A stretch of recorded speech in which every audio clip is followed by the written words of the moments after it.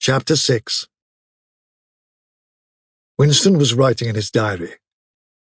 It was 3 years ago. It was on a dark evening in a narrow side street near one of the big railway stations. She was standing near a doorway in the wall, under a street lamp that hardly gave any light. She had a young face, painted very thick.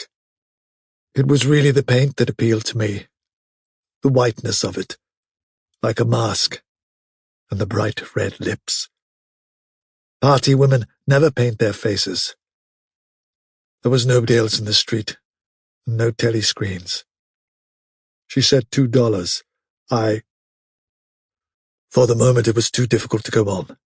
He shut his eyes and pressed his fingers against them, trying to squeeze out the vision that kept recurring. He had an almost overwhelming temptation to shout a string of filthy words at the top of his voice, or to bang his head against the wall, to kick over the table and hurl the inkpot through the window, to do any violent or noisy or painful thing that might black out the memory that was tormenting him. Your worst enemy, he reflected, was your own nervous system. At any moment, the tension inside you was liable to translate itself into some visible symptom. He thought of a man whom he had passed in the street a few weeks back. A quite ordinary-looking man, a party member, aged 35 or 40, tallish and thin, carrying a briefcase. They were a few meters apart when the left side of the man's face was suddenly contorted by a sort of spasm. It happened again, just as they were passing one another. It was only a twitch, a quiver, rapid as the clicking of a camera shutter, but obviously habitual. He remembered thinking at the time, that poor devil is done for. And what was frightening was that the action was quite possibly unconscious. The most deadly danger of all was talking in your sleep. There was no way of guarding against that, so far as he could see. He drew in his breath and went on writing. I went with her through the doorway and across a backyard into a basement kitchen. There was a bed against the wall and a lamp on the table, turned down very low. His teeth were set on edge. He would have liked to spit. Simultaneously, with the woman in the basement kitchen, he thought of Catherine, his wife. Winston was married. Had been married, at any rate. Probably he still was married, for so far as he knew, his wife was not dead. He seemed to breathe again the warm, stuffy odor of the basement kitchen, an odor compounded of bugs and dirty clothes and villainous cheap scent, but nevertheless alluring, because no woman of the party ever used scent, or could be imagined as doing so. Only the proles used scent. In his mind, the smell of it was inextricably mixed up with fornication. When he had gone with that woman, it had been his first lapse in 2 years or thereabouts. Consorting with prostitutes was forbidden, of course, but it was one of those rules that you could occasionally nerve yourself to break. It was dangerous, but it was not a life-and-death matter. To be caught with a prostitute might mean 5 years in a forced labor camp, not more, if you had committed no other offense.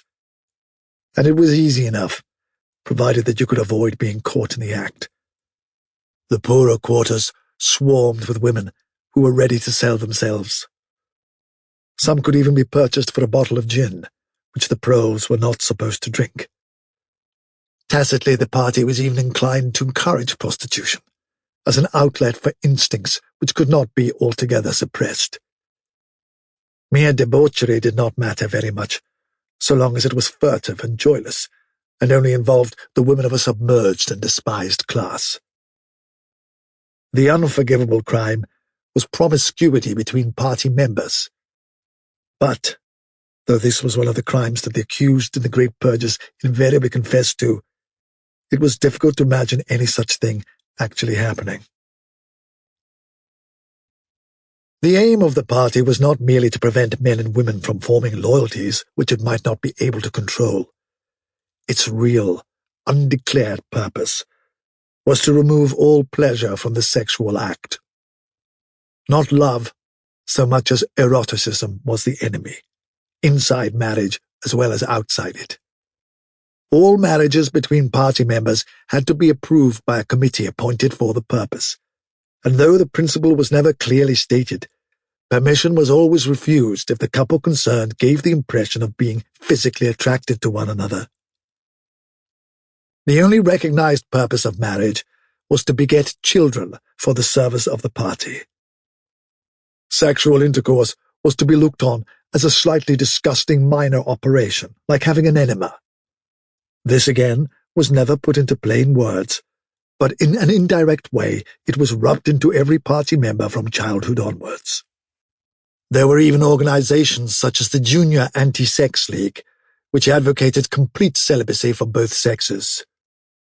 All children were to be begotten by artificial insemination, ARTSEM, it was called in newspeak, and brought up in public institutions.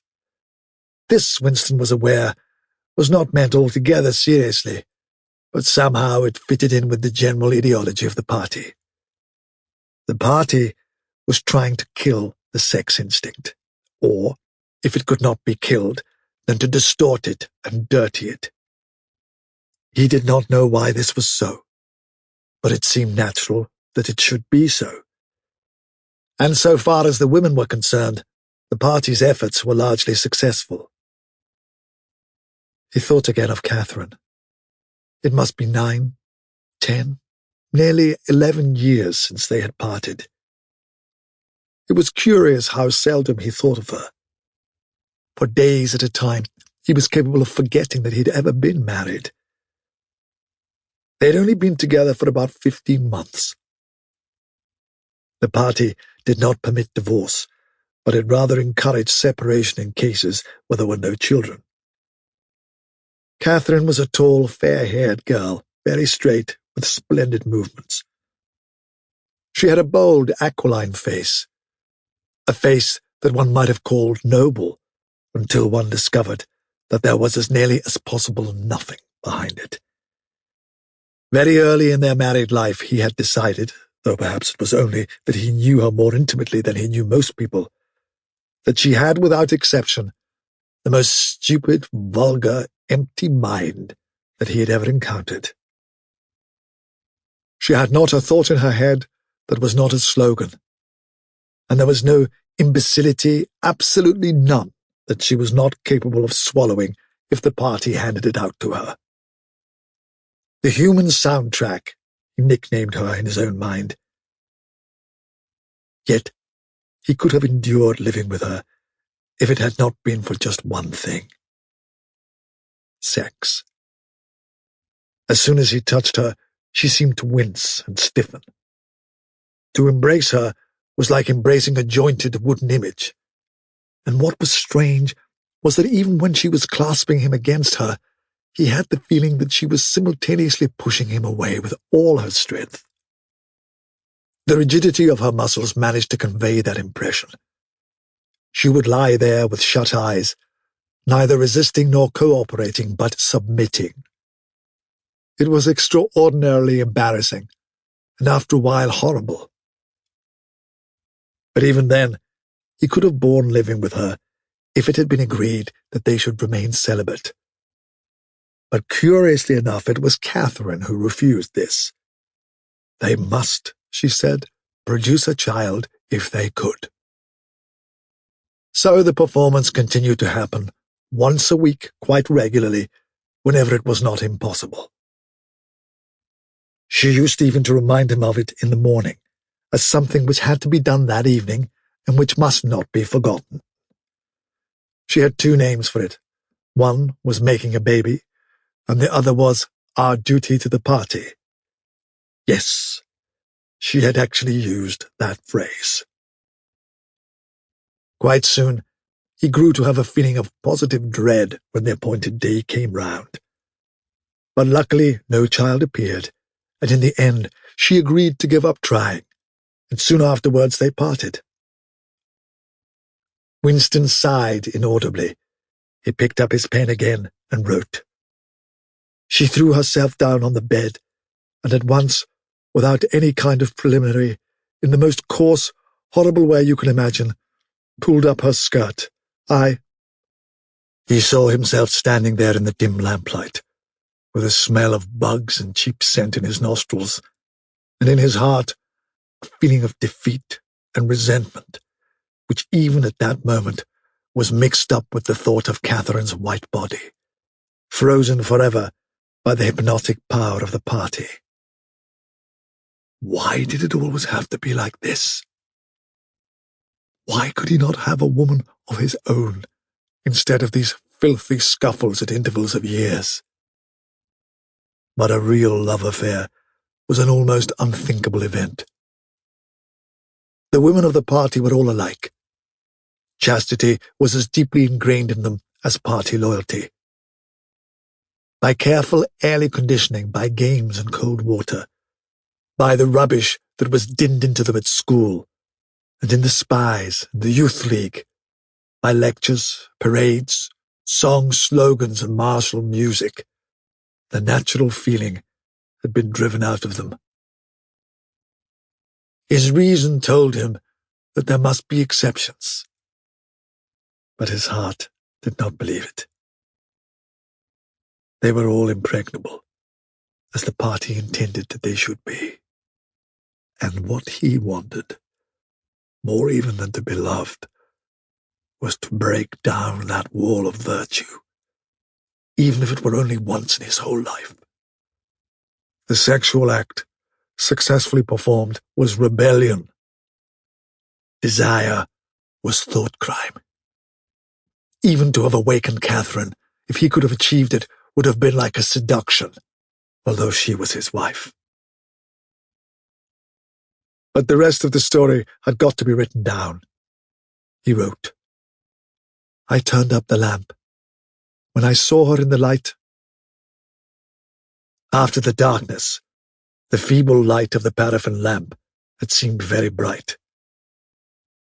For the first time, he could see the woman properly.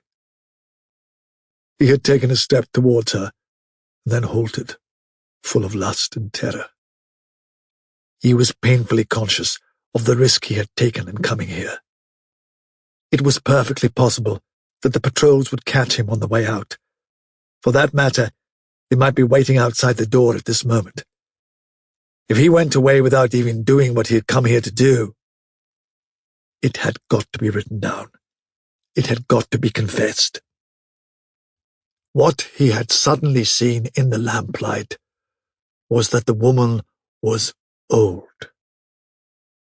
The paint was plastered so thick on her face that it looked as though it might crack like a cardboard mask. There were streaks of white in her hair, but the truly dreadful detail was that her mouth had fallen a little open, revealing nothing except a cavernous blackness. She had no teeth at all. He wrote hurriedly, in scrabbling handwriting. When I saw her in the light, she was quite an old woman, 50 years old at least. But I went ahead and did it just the same. He pressed his fingers against his eyelids again. He had written it down at last. But it made no difference. The therapy had not worked.